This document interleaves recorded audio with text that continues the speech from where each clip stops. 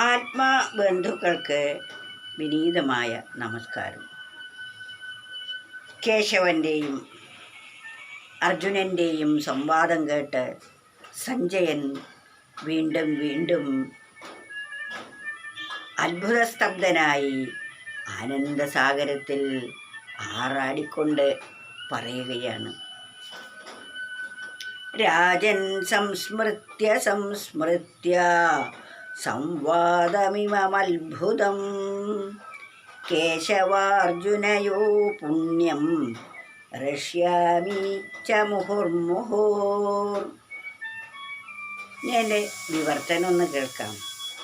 കേശവാർജുന സംവാദം പുണ്യമാകുമിതത്ഭുതം രാജൻ ചിന്തിച്ചു ചിന്തിച്ചു വീണ്ടും വീണ്ടും തുഷിപ്പു ഞാൻ.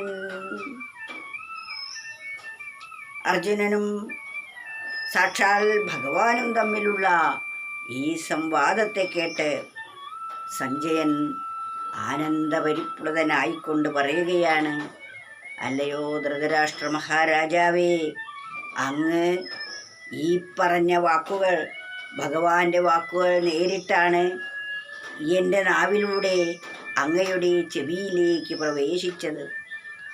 അത് അങ്ങ് വീണ്ടും വീണ്ടും, അതാണ് സംസ്മൃത്യ സംസ്മൃത്യ, ഓർമ്മിച്ച് വീണ്ടും വീണ്ടും അത് ഓർമ്മിച്ചുകൊണ്ടേയിരിക്കൂ എന്നാണ്. ആ സംവാദത്തെ പുണ്യമാകുന്ന അത്ഭുതകരമായ അതിനെ ചിന്തിച്ച് ചിന്തിച്ച്, അതായത് വിചാരം ചെയ്ത് വീണ്ടും വീണ്ടും ഞാൻ ആനന്ദത്തിലാറാടുന്നു. അതുപോലെ അങ്ങും ആ കാര്യത്തെ വീണ്ടും വീണ്ടും ഓർമ്മിക്കണം. അത് സംസാര സാഗരത്തിൽ അങ്ങ് ആ തിരകളിൽ മുങ്ങിപ്പോകാൻ പാടില്ല. അത് വീണ്ടും വീണ്ടും അങ്ങ് കേട്ട് അങ്ങ് ആനന്ദത്തിൽ ആറാടിയാലും രാജ്യമോ ബന്ധുമിത്രാദികളോ ഒന്നും തന്നെ തനിക്ക് സഹായകമല്ല. അവസാനം ധൃതരാഷ്ട്രർ രാജ്യത്തെയും കൊട്ടാരത്തെയും ബന്ധുജനങ്ങളെയും എല്ലാം ഉപേക്ഷിച്ച് വനത്തിലേക്ക് വാനപ്രസ്ഥത്തിനായി പോകുന്ന രംഗമുണ്ട്. ഇതാണ് നമ്മുടെ എല്ലാവരുടെയും അവസ്ഥ. ഇവിടെ എന്തധികാരം ഉണ്ട്, എന്തെല്ലാം തൻ്റേതാക്കി വെച്ചു, അവയൊന്നും തന്നെ തനിക്ക് സ്വന്തമാക്കാൻ സാധിക്കുകയില്ല. താൻ ഇവിടെ നേടിവെച്ചിരിക്കുന്നതെല്ലാം മറ്റുള്ളവരുടെ ഉപകാരത്തിന് വേണ്ടി, ജീവിച്ചിരിക്കുന്നവരുടെ ഉപകാരത്തിന് വേണ്ടി ഇവിടെ വെച്ചു പോവുക തന്നെ വേണം. അതുപോലെ നമ്മുടെ പൂർവികർ ഉപേക്ഷിച്ചു പോയവയാണ് നാം ഓരോരുത്തരും ഇന്നനുഭവിക്കുന്നത്.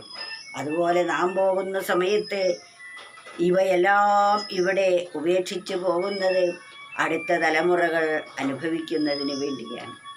ഇപ്രകാരമാണ് ഈ പ്രപഞ്ചത്തിൻ്റെ നിലനിൽപ്പ്. അതിനാൽ ഒന്നും തൻ്റേതല്ലാത്ത ഭാവത്തിൽ വേണം ഇവിടെ ജീവിക്കാൻ. എല്ലാം ഭഗവാന്റെയാണ് എന്ന ബോധം നമ്മളിൽ രൂഢമൂലമാവണം. അതുകൊണ്ടാണ് കേശവാർജുന സംവാദം പുണ്യമാകുമിതൽമിമത്ഭുതം രാജൻ ചിന്തിച്ചു ചിന്തിച്ചു വീണ്ടും വീണ്ടും തുഷിപ്പു ഞാൻ.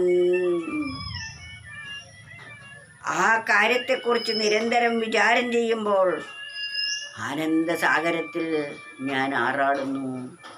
അങ്ങും അതുപോലെ സർവ വസ്തുക്കളോടുള്ള ബന്ധങ്ങളെയും ഉപേക്ഷിച്ച് ആ പരമാനന്ദ പരിപ്ലുതനായി ശേഷിച്ച കാലം ജീവിക്കുക എന്നാണ് സഞ്ജയൻ പറയുന്നത്.